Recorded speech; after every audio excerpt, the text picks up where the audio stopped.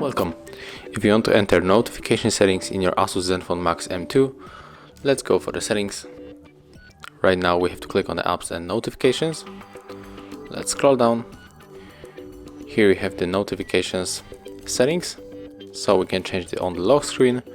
Also we can manage the notification dots, the sound, but the most important, I think, there's the permanently options for the notifications. So for example, we have 5 notifications per week for the digital well-being, so let's enter it, and right here we can permanently turn off the notifications. And you can do this for all of the applications that you got on your smartphone.